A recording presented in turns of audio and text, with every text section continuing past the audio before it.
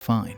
And that's how it was. MC and the guys discuss the fantastic party, relishing the typical communist vacation experience they've only dreamed of. They reminisce about laughing and chatting with companions. And doing that, Haruhiko expresses concern about the danger, but MC assure him it's a tradition from past seniors and will be fine. They question the legality, with MC explaining it would be a crime without consent from all parties involved. Haruhiko worries about ruining his future, suggesting they wait until they know each other better. MC brushes it off, confident in his ability to turn any situation into a joke. He jokingly considers peeking at the girls in the bath, sparking a nosebleed reaction from the boys. As they plan, someone suggests sharing MC's talent, prompting MC to humorously offer them as his guests. They negotiate a compromise, agreeing to a plan in the girls' room. The girls discuss the oriental ambience and issue playful threats against anyone attempting to peep. They reassure Fujikura, who feels uneasy due to her sudden freedom from maid duties. Changing into their clothes, they emphasize equality and friendship, setting aside hierarchy. Sylvie shares her excitement about her first hot spring experience with friends, while Seika remarks on the awkwardness. As they enter the hot spring, Charlotte is quite happy and praises Seika for having hair that is even longer. If she makes it, Sylvie also praises her hair, saying that Japanese people want to have silver or blonde hair, but well, the grass is greener on the other side. Seika says that they want what she doesn't have, as she gets shocked to see that her chest is quite smaller than the others. They are having some laughs. In a separate area, MC and his friends are planning something perverse, saying that the reality is now, and first, they will enjoy the sound. As the girls say some lewd things about their pale skin and their chests, MC and his friends have a nosebleed. They decide they can't endure this anymore and will go, as one of them departs. MC thinks that the walls are foldable, so he jumps on the wall, and the wall rotates to the other side. He is beaten half to death by the girls and is struck on the arrows. Sylvie and the friends as MC and friends bids him to depart for heaven. MC reflects that he couldn't become a lucky pervert and gives a salute. Sylvie says that it was the right decision to bring her sword and act like that just because they were on the trip. Aside from that, there's quite a large amount of unnatural fog here. Charlotte observes that the weather is foggy, to which they say that it's supposed to be sunny all day, maybe it's getting colder. Seika says that the weather in the mountains tends to change quickly. MC and the remaining friends discussing the next plan to encircle them. Haruhiko questions why they are wearing towels around their hips, considering it's autumn and quite cold. MC explains that it's their battle uniform, which is necessary to get in the mood. Another friend asks if being a newcomer means he's going to be a sacrifice, to which MC emphasizes that he'd gladly sacrifice his body for the cause. As they are crawling, Haruhiko concerns that his nipple is chafing, and MC reassures them to focus on the goal, which is just near them. As they move forward, they notice the fog getting thicker. MC finds it strange, and his friend believes it's because their final moments are drawing near. Suddenly, one of the friends falls into a trap, shocking MC and Haruhiko. MC cries out, expressing concern for his friend's sacrifice. As to see back, Haruhiko is also trapped, as MC found it so touched that he gave in silently not to shock MC, demonstrating commendable self-control. Deeply moved by his friend's sacrifice, MC charges toward the destination, tripping on a button and being shot out of the earth. Meanwhile, the girls notice a shooting star and wonder if they should make a wish, as Charlotte points out one falling toward them. The scene shifts as MC and his friends are being scolded by Seika, who reminds them they are not in junior high anymore. Fujikura mentions that she would have shown him her if he had asked, surprising them. Charlotte remarks that it makes them seem like a mixed birth. Seika questions how it's like a mixed bath, and MC suggests they'll be like that until morning. Seika grabs MC by the collar, asking if he has a problem, while Sylvie suggests the social club representative will overlook everything if they win the game. She admits she has never played table tennis, and Seika challenges MC to a match. Charlotte asks for it, and Seika notes that MC is more powerful, but Sylvie excels in movement and speed. MC suggests playing common table tennis, and Sylvie agrees, claiming she still has an advantage. The match begins, and MC tries to distract them by shooting a point. MC encourages Sylvie to use some feints, and she gets serious, leading to a fun match. They engage in various games and have a good time with each other while enjoying some booze before sleeping. As the girls are sleeping, Sylvie mentions that it's strange to have someone next to them when they sleep, as she has always been alone, ever since she can remember. Charlotte agrees with her. Fujikura mentions that this is the first time she went to bed with such a pleasant feeling. Sylvie asks what she thinks about MC's party, to which Seika says that it wasn't a party at all, but she had fun. Fujikura says that MC's application will be approved, and Seika confirms that he has officially been accepted. Sylvie mentions that Seika is pretty straightforward, but Seika denies it. Charlotte suggests that it's because of MC's influence. and the others agree, noting that Seika used to be different before. Charlotte adds that MC has a mysterious charm about him, changing them before they realize it. Seika says that she doesn't necessarily agree but is grateful that MC has brought them together. In the conversation, Fujiura mentions that earlier, he would have shown it to MC anytime, and Charlotte questions if she had to go that far as a maid. Fujiura responds that it depends on the situation. Charlotte asks Sylvie if she is going to marry MC, to which Sylvie replies that she doesn't know, and things are as they are now. She doesn't want their friendship to end with something like that. Seika points out that everyone likes MC, and eventually he will fall for someone. Sylvie adds that it might not be someone in the room, and Seika advises not to be resentful or jealous no matter who he chooses. Fujikura notes that it would likely bother him the most. They discuss the term as gentleman's pact, and Sylvie mentions that it sounds adamant, expressing her dislike. Charlotte suggests calling it a hot spring pact, and they all agree. As they go to sleep, MC, in the hot spring, overhears their conversation and sneezes. The scene shifts to the scientists presenting a bike to MC, claiming that they have put all their efforts into building a bike that absolutely will not fall. To avoid disgusting him, they have added legs to it. MC screams that it's even more disgusting, shocking the scientists. At school, MC is wandering in the hall when he gets behind Charlotte, putting his hand over her eyes and asking her to guess who. Charlotte correctly guesses that it's MC, stating that she will know right away if it's her destined person.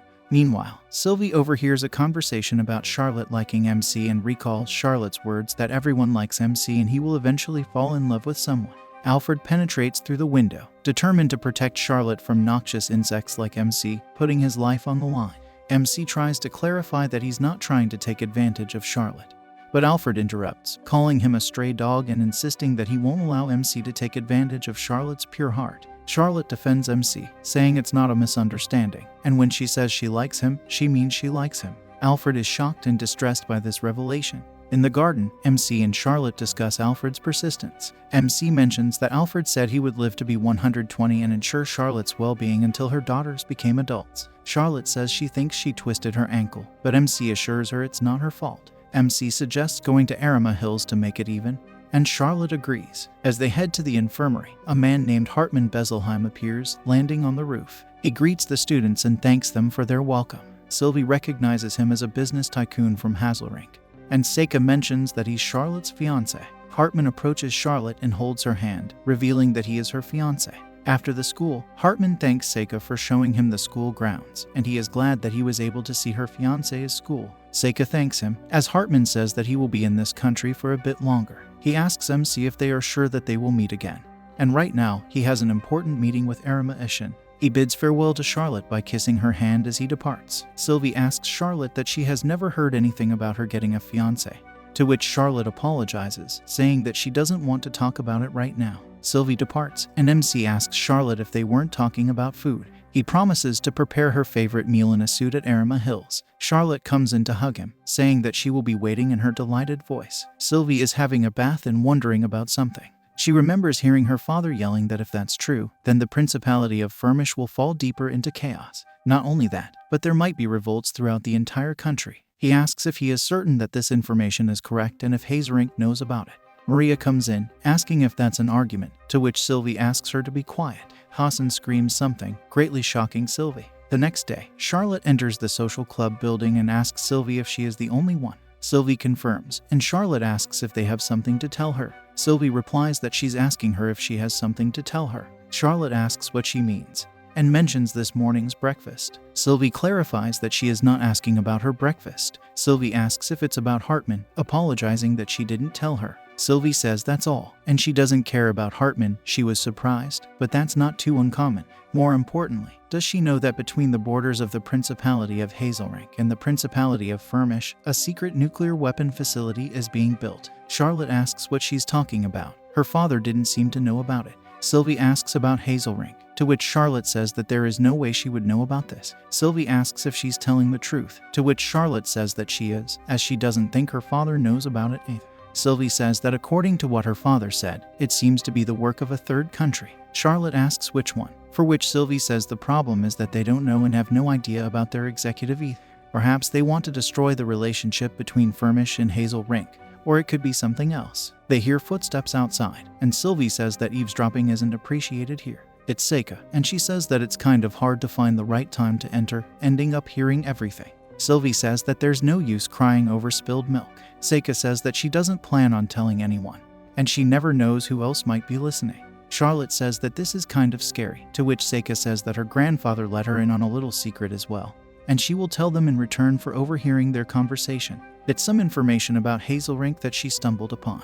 And most of the media is now aware that something is going to happen at Arima Hills tonight. Sylvie asks about the objective, for which Seika says that she doesn't know, but she has a bad feeling about this. Charlotte says that this and all these strange things just keep happening as she departs to call. She gets a message from MC and remembers that if it's him, he can do something about this. She departs as a person were peering toward her. The scene shifts into the hotel as the receptionist tells MC that he doesn't have to come all the way to the front desk. He just had to dial extension 7 from his room to reach room service. MC asks if it's really so, and he's not really used to this, just using a phone to summon people. He asks if it isn't better to talk in person. The receptionist says that if that's what he prefers, when would he like to make the reservation? MC says that, more importantly, he would prefer Japanese cuisine. From behind, Hartman comes in to ask if it's Arima Tepe and asks his secretary, Josephine, to wait for a minute, as receptionist says that she will get a menu and depart. MC realizes that Hartman is behind, leaving his phone ringing. Hartman asks if he's making a reservation for a date with his girlfriend, for which MC says that it's not a date, and he's just inviting her to his home. Hartman says that this place is also his home. MC asks if he's looking for his grandfather, to which Hartman says yes, but he thought he would say hello since he spotted him. He asks if he's disturbing him, which MC denies. Hartman says that he will have to excuse him as he hopes the date goes fine. Josephine glances at MC, as the receptionist asks MC if he got something. Charlotte says that she's not able to connect to MC, and she will be waiting for him in the suit in an hour, as she is quite delighted. The scene shifts as Mr. Ishin comes to Hartman, and Hartman apologizes for taking his precious time. He asks his secretary if she can leave for the time being. Hartman allows her and asks to get to the point, for which Mr. Ishin says that he can wait for just a minute as they have one more guest. The sound is made, and Sir Winston W.H. from the Principality of Firmish comes in. Mr. Ishin says that for this meeting, he will act as a Firmish representative, as it's Vincent Hassan enters. Hartman greets him, as Hassan saying that Hazelrink's top businessman and Charlotte's fiancé will join the ranks of royalty soon. They begin the meeting as Hartman says that they are here to discuss the collaboration between Firmish, Hazelrink, and the Arima Group. The plan is to build a new resort at the border, isn't it? He says that a close associate of his has informed him that someone from a third country has gotten involved. Mr. Ishin asks which country it could be, and Hartman says that was all he managed to learn from him. He says that perhaps he committed suicide or was killed. They agree that their objective is to build a nuclear facility in the territory, using the construction near the resort as cover. In short, they intend to destroy the relationship between the two countries. Hassan says that this might explain why they have appointed him as a project manager and Charlotte's fiancé. Mr. Ishin says that their first step would be to make Firmish Industries grow suspicious. Hartman agrees, saying that this will cause Firmish to think that Hazelink is increasing their weapons stockpile. Hassan says that it's ridiculous. There is a limit to how far they can mock the Principality of Firmish. Mr. Ishin says that, truly, this plan would only deceive a child, but he is responsible for giving them so much room to play. Hartman says that he's well aware of this, and that's why he came here to apologize, and the investigation is already underway. Mr. Ishin says that he's honest and easy to deceive, and he should be more careful. Whenever he has money and power, danger will always follow. As Hartman says yes, the scene shifts as Charlotte boards the cab and directs it to the Arima Hills. Alfred is running towards Charlotte at top speed. The driver asks if everything is okay as he runs away. Charlotte thinks that if it's MC, he will do something about it. In the hotel, they discuss that first they have to ensure the safety of the Arima Group staff dispatched from Japan. It is also possible that people will suspect the Arima Group is behind all of this. Hartman says that this will put their position in jeopardy. Hassan says that it doesn't matter anymore, apparently. If people get wind of this information, there will surely be public unrest. Hartman says that some media companies have already begun to move, and Hassan says that there must be a leaker, for which Hartman says they can't hold them off for much longer. Meanwhile, Sylvie asks Maria where their father is, to which she answers that he said he was going to Mr. Ishin's building, and he said she should go to NC2. Charlotte reaches the Arima Hills, and she is doing her usual stuff as she hears about information. She says that she's not going to stand by and watch as MC is doing something. Charlotte enters a room as Fujiwara asks MC if his phone is ringing. Charlotte calls MC, but her phone is dropped down as the light